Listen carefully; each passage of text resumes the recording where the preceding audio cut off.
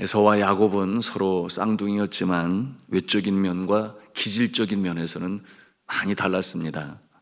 에서는 육신적으로 아주 씩씩하고 용맹하고 건강했고 모험 정신이 넘쳤습니다.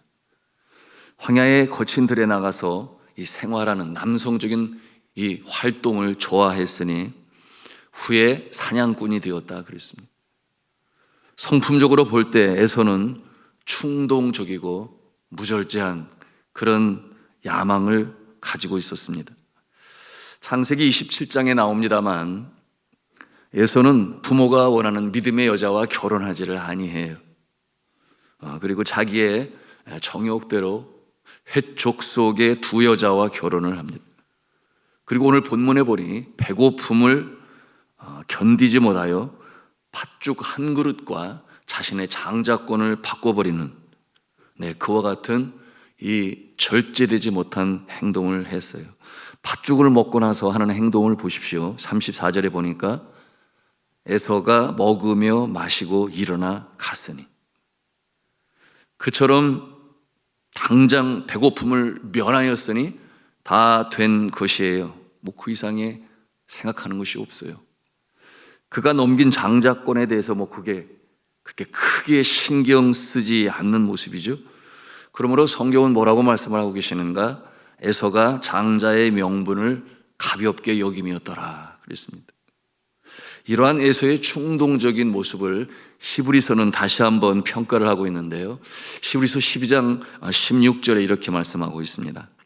음행하는 자와 혹 한 그릇 음식을 위하여 장자의 명분을 판 에서와 같이 망령된 자가 없도록 살피라. 여기서 음행하였다라고 하는 이와 같은 표현은 부모님이 원하는 그 뜻을 무시하고 불신자인 헷 족속의 두 여인을 자신의 아내로 취한 것을 말하는 것이요, 반면에 야곱은 어떠한 모습이었는가? 진지한 성격의 소유자였습니다. 육체적인 일로 시간을 보내는 것보다는 생각하는 일에 더 많은 시간을 보냈어요. 그러니 밖에 나가 있는 시간보다 장막 안에서 거하는 시간이 길었습니다.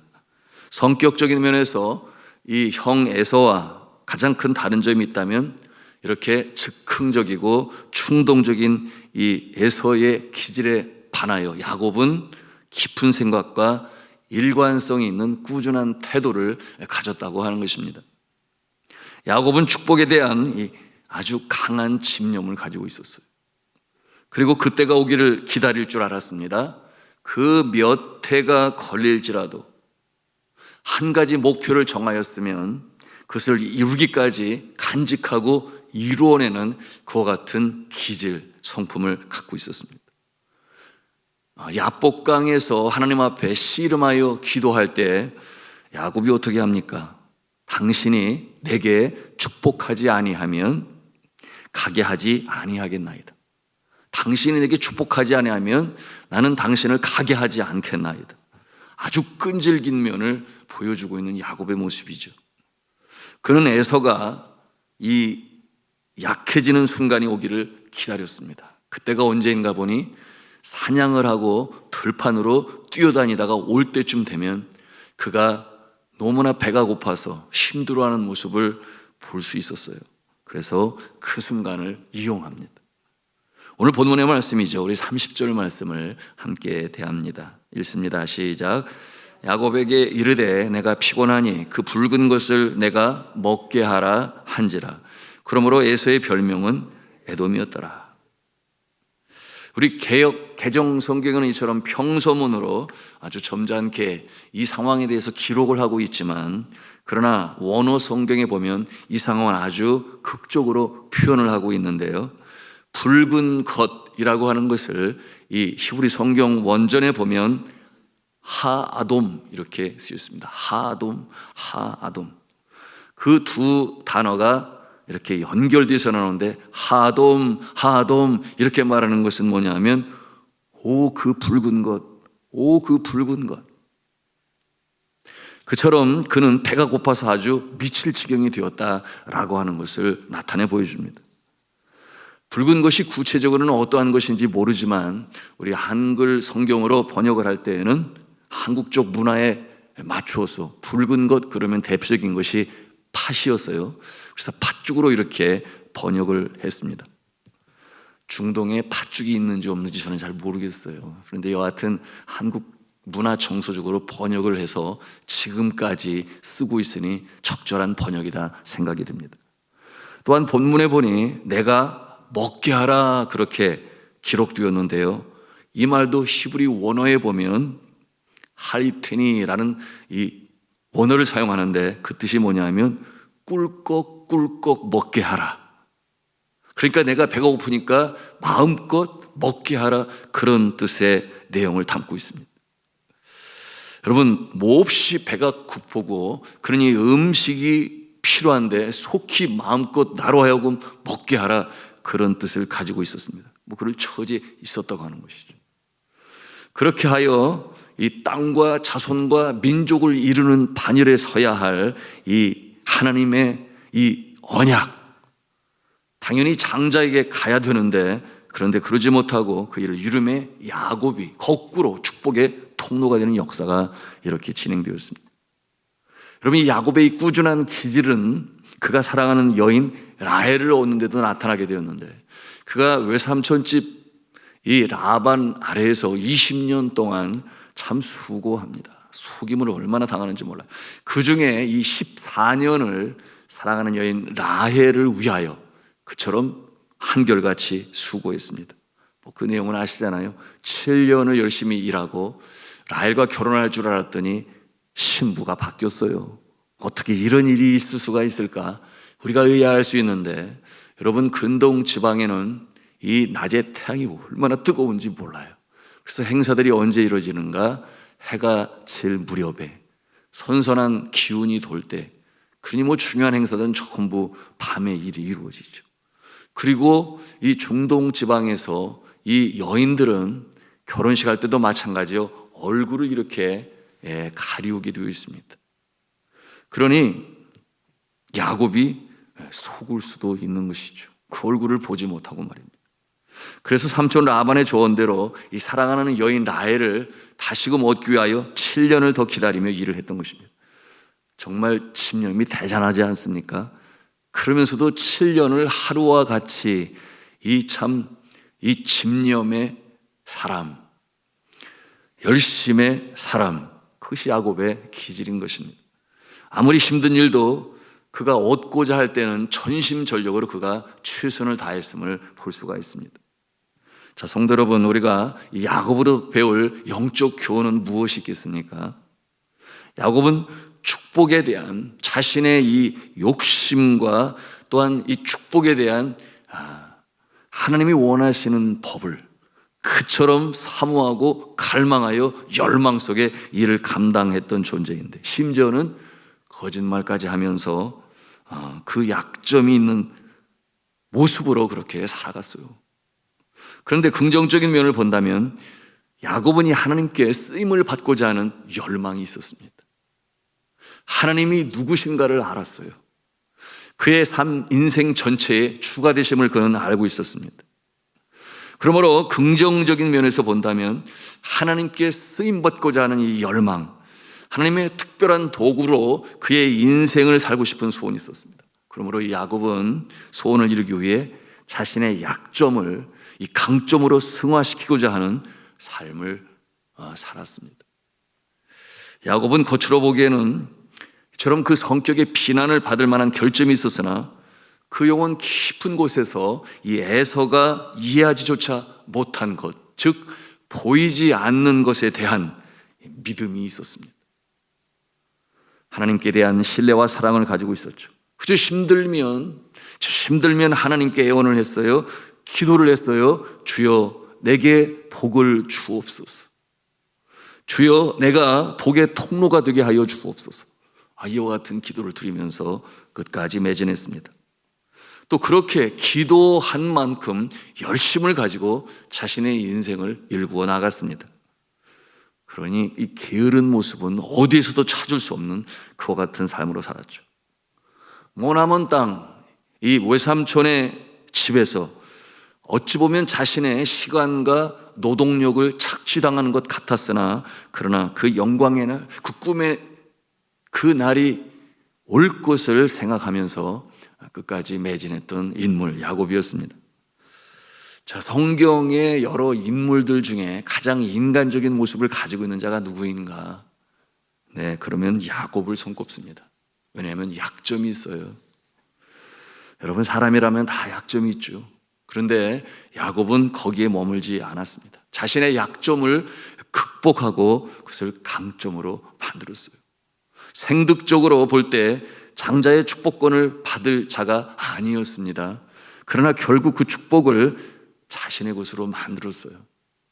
또한 야곱이 좋은 평가를 받는 것은 미래를 생각했기 때문이었죠. 미래, 아직 오지 않은 세계, 어두운 미래가 아니라 그 미래는 밝은 미래를 늘 꿈꾸었습니다. 하나님께서 자신을 그렇게 축복하실 것이다, 축복하셔야 한다, 그렇게 쓰임받는 존재로 서야 한다, 강한 열망을 가지고 살았던 모습, 너무나 인간적인 모습임을, 혹여나 우리 가운데도 이와 같은 모습을 가지고 오늘도 살아가는 모습이 있을 것입니다. 그런데 정말 중요한 것은 그저 꿈으로 염원으로만 생각하는 것이 아니라 누구보다 열심히 일을 했습니다. 누구보다 땀을 더 많이 흘렸습니다. 최선을 다했어요. 그래서 사랑하는 여인을 얻고 있어도 14년을 참고 기다리며 주어진 일을 감당했습니다. 그리고 20년이 지났을 때 자신의 고향으로 돌아오게 되는 야곱의 모습이에요. 야곱은 이 형 에서와 늘 화해하고자 하는 그와 같은 마음을 갖고 있었습니다. 그 그림을 늘 마음에 그렸죠. 그런데 정작 형과의 만남이 두렵습니다. 그 상황을 어떻게 대해야 할지 그 마음의 두려움이 너무나 심하여 자신은 뒤에 남고 그의 가족들과 일꾼들을 보내놓고, 그리고 야곱은 홀로 하나님 앞에 섭니다. 그리고 생명을 거는 간청의 기도를 하나님께 드리는 야곱이에요. 여러분, 이 성경을 보면 이 축복에 대한 갈망의 대명사 누구인가? 야곱인 것처럼 그렇게 보이죠. 약하고 인간적인 야곱의 모습에서 사람들은 동질감을 느낍니다. 때로는 연민의 정을 느끼죠. 이 땅을 살아가는 모든 사람들에게 이러한 야곱의 모습은 마치 인간의 자화상을 보는 것처럼 사람들은 야곱을 대합니다. 그러므로 성경의 인물들 중에 어떠한 자를 골라서 영화로 만든다면 어떠한 영화가 소위 세상말로 대박칠 것인가? 여러분, 가장 공감을 느낄 주인공 모세일 수도 있고, 그리고 용맹스러운 다윗 또는 신실한 요셉, 네, 그런가 하면 야곱이 등장을 한다면 어떨 것인가? 우리가 한번 생각해 볼 수 있는데요. 이 모세의 참 강력한 리더십, 용맹스러운 다윗의 그 전쟁에서의 승리, 그런가 하면은 이 신실한 요셉의 모습, 당연히 인기가 있겠죠. 야곱은 어떠할 것인가? 우리가 이렇게 생각해 볼 수 있겠습니다. 그런데 이 야곱은 이 욕심과 쟁취, 그리고 이 두려움 앞에서의 하나님과의 대면, 그리고 이후 변해갑니다. 그리고 마침내 이 축복의 반열에 한 사람으로 서서 그야말로 이 애굽 땅 고센 땅에서 큰 민족으로 이루는 일에 그 역할을 감당하는 야곱의 모습입니다. 그러니까 그 변화되어져가는 그 모습을 보면서 사람들은 공감을 갖고 때로는 눈물을 흘리고, 그리고 나중에는 함께 웃고 하는 이와 같은 이 삶의 모습을 볼 때 이 영화의 모습은 분명 큰 대박을 칠 것이다, 어떠한 큰 역사를 이룬 그 모습보다는 그 모습이 바로 나를 볼 수 있기 때문에, 우리 인생의 모습을 볼 수 있기 때문에 야곱의 모습은 우리에게 공감을 줍니다. 그래서 그럴까요?